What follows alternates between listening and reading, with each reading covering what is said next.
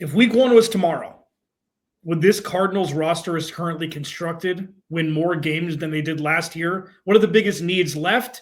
And would you trade up, stick and pick at 16, or trade back? All that and more. Let's discuss.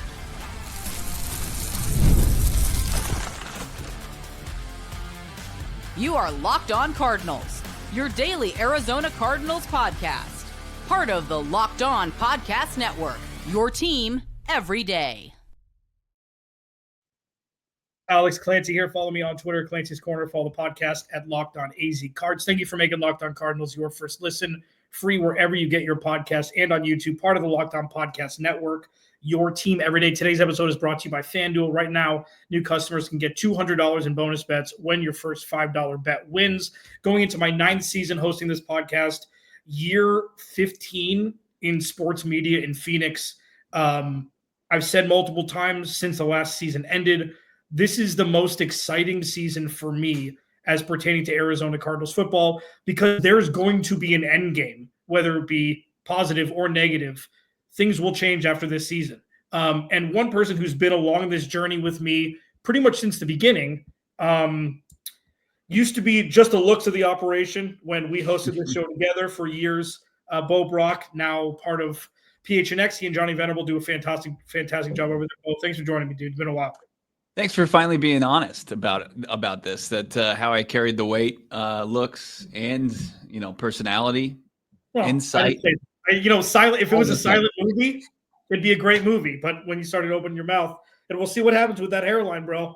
Like Bo was known for it. Bo, like his hairline was under his nose until he was like 30. So now that things are starting to come towards my land, I love it. Bo, thanks for joining me. You guys have been working really hard over there. Everything from the combine to all of the flurry of signings that have been going on over the last 96 hours or so. I want to talk about a bunch today. I want to talk about the draft pick last. I want to talk about what's still to do. You're kind of manicuring this roster at this point. Right. It's not something where there's glaring holes. But first, like as an exercise, say week 1 of the 2025 season was next week. Camp's through. This is the roster. Would this team, barring any sort of injuries or anything like that, win more games than the roster did last year? Yeah, I think you can say that confidently, right? Definitively, you can say that this is a better team today than it was, at the start of the week. With the additions of Josh Sweat and Dalvin Tomlinson, who's my guy as far as the best addition to this roster because he's an interior monster, a guy just moves people. It gives you the ability to win one-on-one that they didn't necessarily have before the start of this week. And, I think now, to your point, like anything on top of this, as far as the draft goes, it's just going to be kind of icing on the cake, maybe even the cherry on top. They did address what their biggest weakness was, and is the defensive front seven. I think they did a really good job of it outside of just missing out on the bidding war for Milton Williams. Yeah, and I think one of the biggest things is that, fans are having trouble understanding that I don't really have trouble understanding, and I'm not sure your thoughts on is like, you don't need the number 1 edge rusher in the game. You don't need the number 1 interior defensive lineman in the game to bolster this roster. Like, this is their own journey of what they need with their roster, and surprisingly to most, the secondary was an absolute terror compared to what we expected them to be without any sort of semblance of a pass rush. So they're kind of building from 3-point shooters into the interior offensive players in a basketball sense. Like Dalvin Tomlinson was a cap casualty who the Cardinals got for pennies on the dollar, which is than what he would have gone for years ago. So while not top tier, way much more than just average to above average. Right. Yeah, a presence that can slow down the run game and a guy that can move people in the passing game and open up opportunities for the guys coming off the edge. Jonathan Gannon wants to do a lot of what you saw in the Super Bowl from Vic Fangio and his Eagles defense, and that's create pressure, just rushing forward and then letting the back end of his defense hopefully take advantage of some poorly thrown footballs from quarterbacks under duress. So, Dalvin Tomlinson, Josh Sweat, you're exactly right. When you look at those two teams in the Super Bowl, like where does primarily their pressure come from? Like the interior, it's Chris Jones, it's Jalen Carter, and then you got guys that are coming off the edge, that are flying off the edge, like Josh Sweat and George Karlaftis, they're being like, they're not putting up gaudy 20 sack seasons. They're not even put up 15 sack seasons, but they're guys that are really kind of moving the quarterback and making him uncomfortable, which ultimately what JG says, like, and I know kind of became like looked at like he's got two heads, where he said sacks aren't a winning stat. He wants to take the ball away and create turnovers. And I think these two guys bearing down on your quarterback increase that opportunity exponentially. Yeah, and you look at it also from both Dalvin Tomlinson and Josh Sweat's perspective. You kind of got a J.J. Watt, Zach Allen situation with two young guys who are both coming off injury. Obviously, B.J. Ojulari didn't play at all last year, and Darius Robinson only played sparingly. But you've got a terror on the interior who can mentor Darius Robinson, who you'd think at this point won't play at all on the outside. You think he's going to move more into the interior, which he played in his junior year, I believe, at Missouri. And then B.J. Ojulari coming off his second injury, and with a guy like Josh Sweat, a guy like Baron Browning, who's now a vet, you've got Zayvon Collins to throw into the mix. Like, these young guys have cocoons around them in an effort to get better quicker while not having to be the reason why a position group fails or succeeds. So I mean, that's got to be a win all around.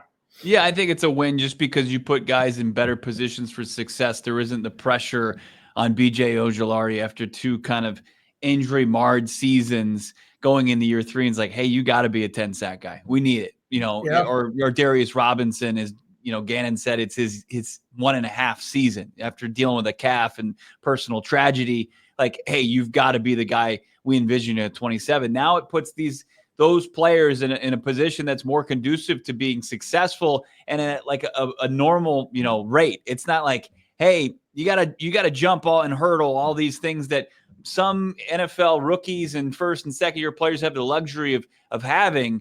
Now you've got some guys like, hey, you don't have to rely upon your draft class or, the free agents that you overpaid for to raise the talent floor, like Bilal Nichols and Justin Jones, to do things that they're, really not capable of. But can they be rotational players and make an impact? I think, yes. I think that's more of a fair expectation to set. Well, and I think that's that's what a balanced roster looks like. That's not a Marco Wilson trade up in the 4th round. Hey, kid, CB2, good luck.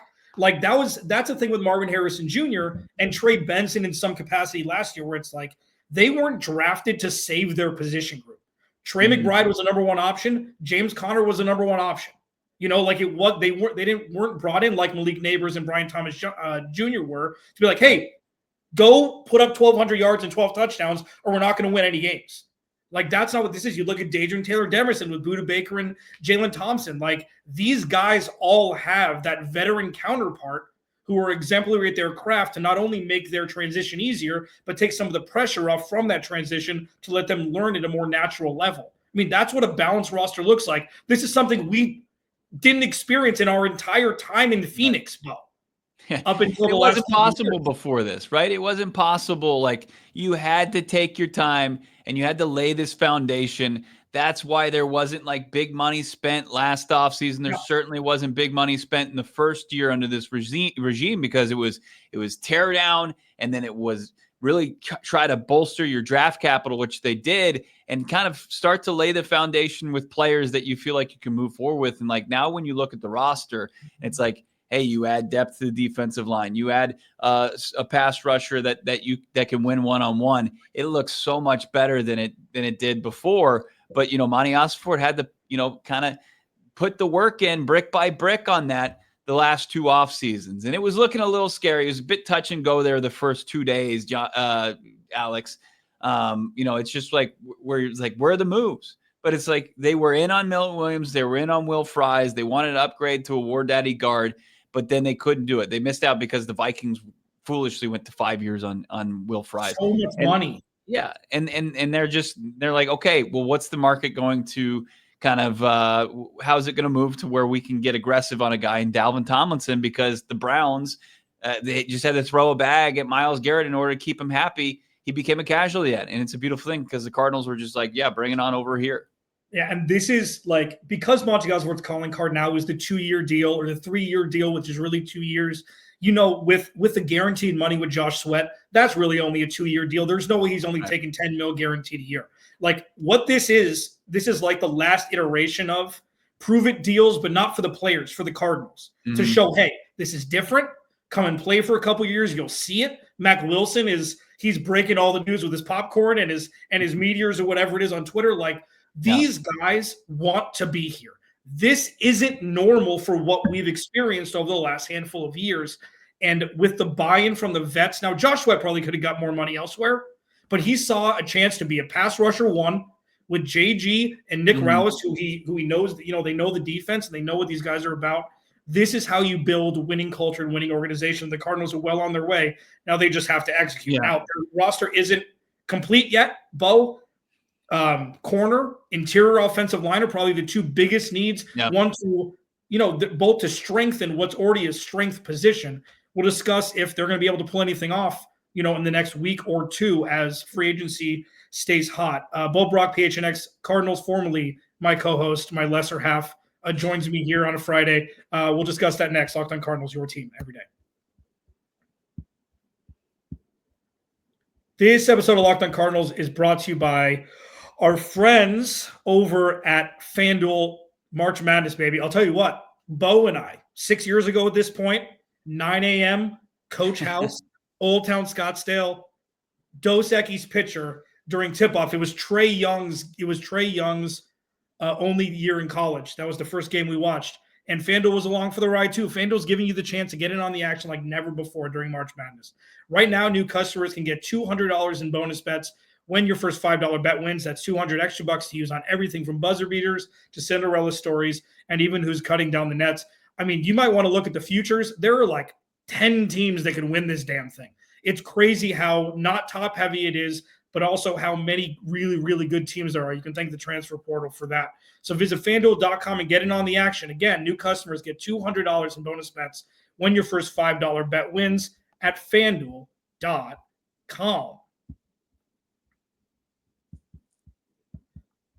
Locked on Cardinals, your team every day. Please go to the YouTube channel, search Locked on Arizona Cardinals. Hit the subscribe button, turn notifications on. You know the drill. At BOBRACK on Twitter for Bo Brack. Putting a lot of miles on that old whip, on that old VW this week. A lot of press conferences, a lot of introductory. No, oh no, I changed my mind. I'm going to go sign with a different team. Cardinals were able to circumvent that when the league year became official. Asante Samuel Jr., interesting name, floated around. I tweeted out about other people, like it wasn't an original thought. Had a visit with the Cardinals yesterday. A very intriguing player, a good cover corner, could fit in, not the best tackler, but biggest needs for me, and tell me if you'd add or subtract. Interior offensive line, I think, is obvious. They need another guard. I still think they should bring Will Hernandez back when he's healthy. He's been fantastic for them ever since coming over. And I think corner, if you can double down on that and kind of fade Sean Murphy Bunting out and bring a 25-year-old corner in who showed promise, you do that in a heartbeat, and you may overpay a little bit at this point. What do you think about needs besides those two? Yeah, I think ASJ is a good option there. I mean, 25, as you mentioned, the age.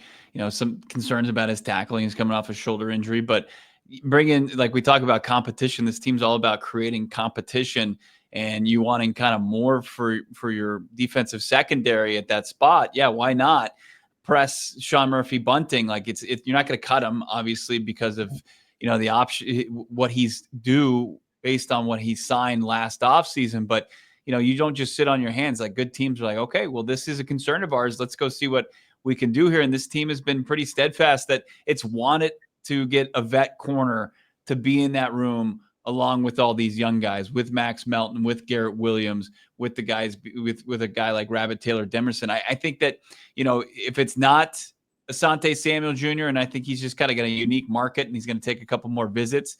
They were in a guy who played for the Baltimore Ravens, and Brandon Stevens, who ended up signing a pretty big deal, I think $36 million with the Jets. They're going to find somebody similar to those two players.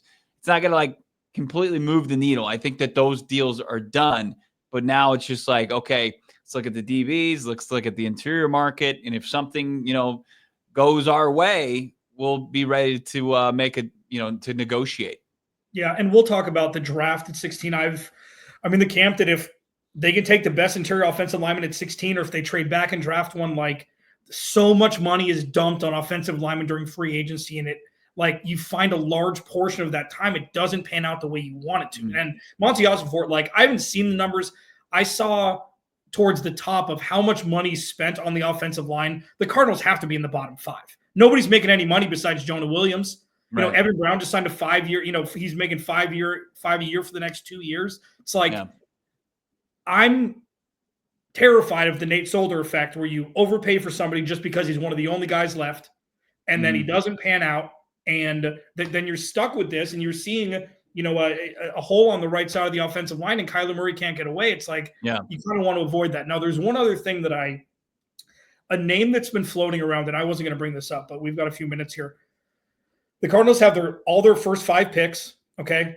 They've got wiggle room. They've got players to trade if need be. The NFL has become the NBA.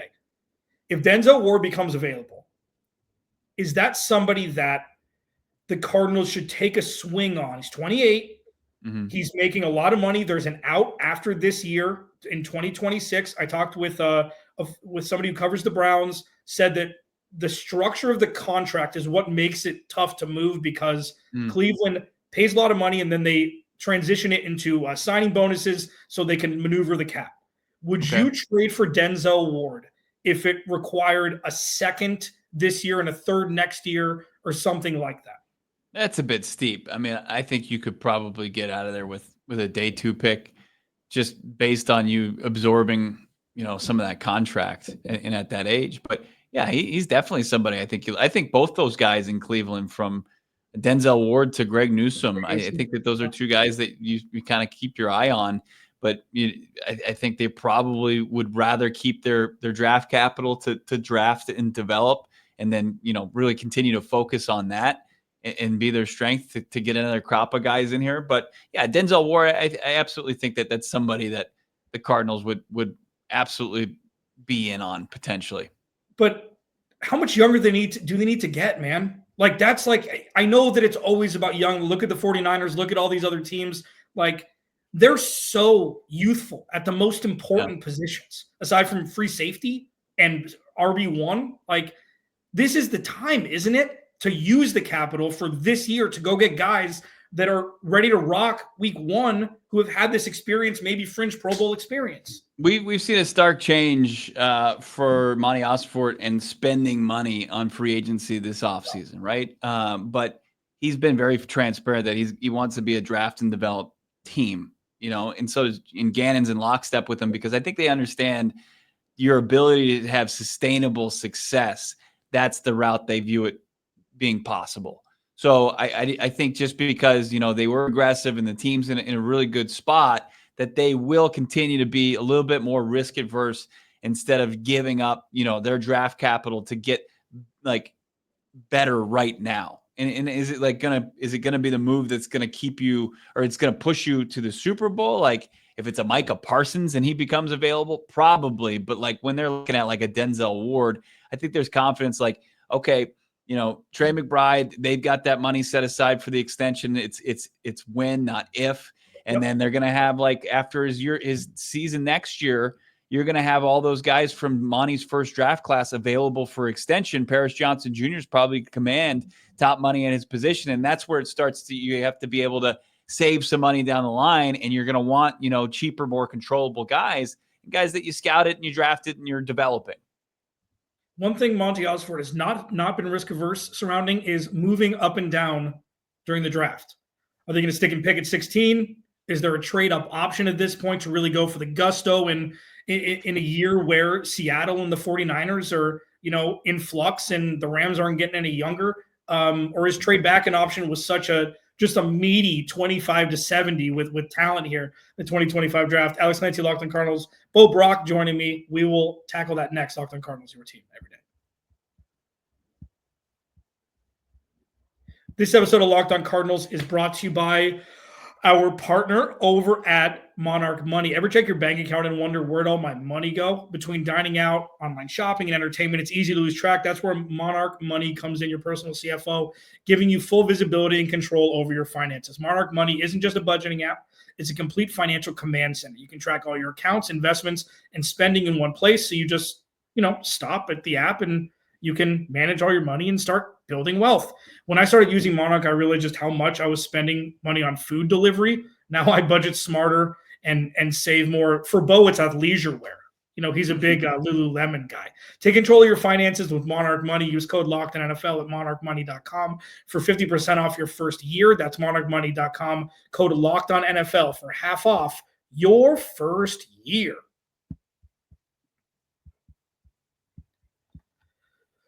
At Bo Brack on Twitter, Clancy's Corner for me. Please go to the YouTube channel. Search Locked at Arizona Cardinals. Appreciate all the comments, all the interaction over Twitter.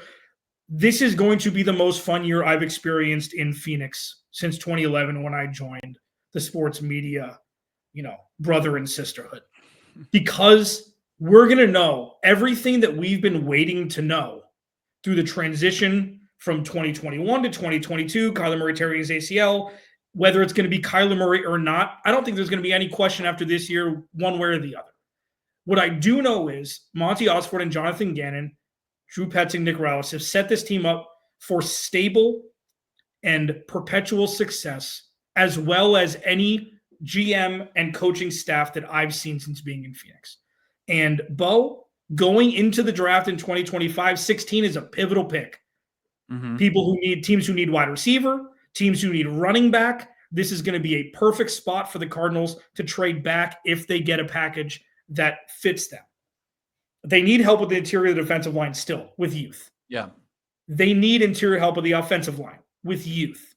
They could use a corner if Will Johnson's there at 16. If you were Monty Osborne and nothing changed between now and the end of April, are you trading up if the options are right? Are you sticking and picking, playing safe there? Or are you looking to trade back to get an extra second, a day 2 pick? I mean, if somebody falls, like a Mason Graham, who's the consensus top defensive tackle, which is very unlikely. I would say that the Cardinals are more likely to stick and pick or trade back to create more capital than trading up. 6 picks right now.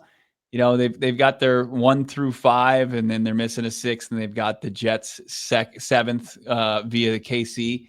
So, I think that the sweet spot for Monty in back-to-back drafts has been trading down in the 2nd round. He's done it masterfully twice. But if he's trusts his draft board and he's having a tough time deciphering the top edges and defensive linemen or the offensive linemen and says, hey, I can get more draft capital and still get a guy that we're really excited about.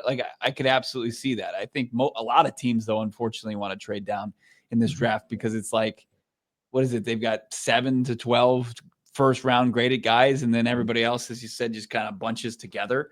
So I think that they're going to lean definitely into the strength of this draft, which is defensive front 7 guys.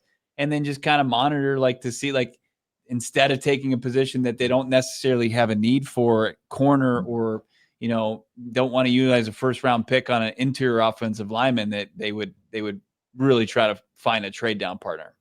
Yeah.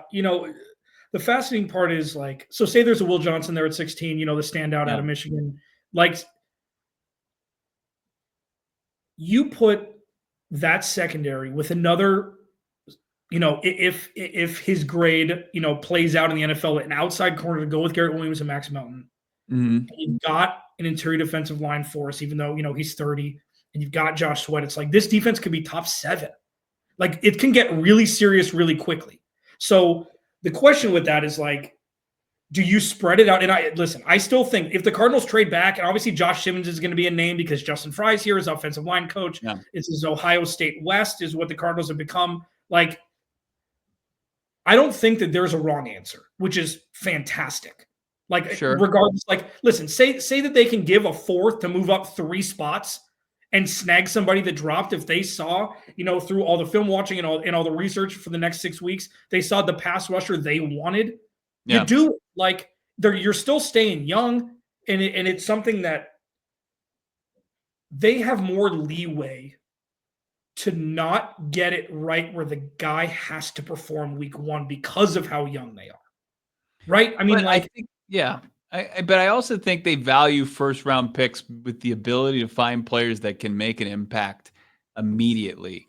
And when you think of like the Will Johnsons and the Josh Simmons, and like they're great prospects at their respective positions, but what's their role going to be on the Cardinals that's going to impact game day?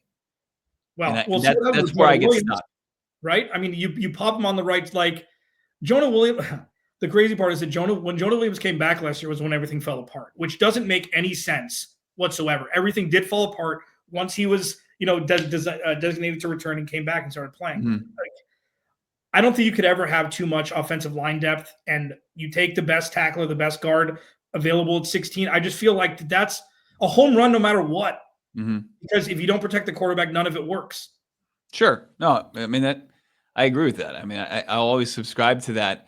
I'm just not impressed by this class, I guess, and that there would be a player like worthy of doing that. Like if they saw this guard class and like, hey, we can upgrade and get that future guard and plug him in immediately, I think they would do it. But like when you look at there's the kid from Gray's Able from North Dakota State, like his competition he played is in question. And then like Tyler Booker from Bama, who had an atrocious combine, just isn't athletic at all, but he's a big kid. I don't see those as like, oh, is this going to be better than, running it back with Evan Brown and continuing to develop Isaiah Adams? I just don't. But you look at like, if you add Walter Nolan or Kenneth Grant or James Pierce Jr., who's got, I know like just using him as an example, but like what it would do to that room, it's like you have a chance to bolster your rotation to where the other guys would be like, you get Josh Simmons and does he have to sit behind Jonah Williams? And sure, you got a guy for the future, but at the same time, like you could find somebody on your defensive front that's pinning his ears back or doing something that's going to help you win a football game next year. Yeah. And I think that, I'm ready to move off of it when the time comes. Like, we'll see what happens with the rest of free agency. Them bringing back Kelvin Beachum would lend me to think that they're not going to draft offensive line at 16, even though, he's the wily vet. He's 36, 30, whatever he is, 37. Like, the dude's timeless. He's been able to fill in ever since he got here. And yes, of course, it would be a lot more fun to see Dalvin Tomlinson, Darius Robinson, and enter interior defensive linemen here with Jonathan Gannon, rebuilding what he had in Philly. Having a defense that's really good is sexier than having an offense that's really good, I think, because it's just having a defense that holds teams to 17 points or less. It's like, well, the offense is ready to rip, and Right. they just better be. So it better be. Well, I mean, that's the thing. And that's another thing before we get out of here. Like, I can't help but be leaning towards offensive line at 16 or in the first round if they were to trade back, because you want to give zero shadow of a doubt if it's Kyler Murray or if it's not. And I think that that's selfish. I think that's probably a little irrational of me to think that way, because this is the last year. It's year 7. Jesus. I don't know. Maybe that's what you gave him the 6th overall pick in Paris Johnson Jr., and he was fantastic holding down his blind side. And I think they've done a really good job with the offensive line. Like Monty Ossenfort has shown a true ability to scout that on the amateur level and the pro level. But and then you get the 4th overall pick for Kyler Murray. You're going to give Trey McBride the biggest contract for a tight end. It's like, you're giving Kyler Murray, I think, enough to be successful here. Now it's just like, hopefully you lean into, hey, the continuity's got to start to pay off now. Like now Kyler's got to just show like, all right, I know this thing backwards and forwards, and I'm going to go out there and just play. Tell them where they can find you, Bo Brack. Yeah, Bo Brack on Twitter. You can follow me in the show, PHNX_Cardinals, and check us out wherever you find podcasts as well. After you make it, the first listen, you get your first listen out of the way and then give us a listen. Yeah. Don't forget to kick the tires and talk about bell cow backs and gunslingers and whatever, a bunch of, Football Friday. Man. Cardinals. Remember, without you, there is no me. I'll talk to you on Monday.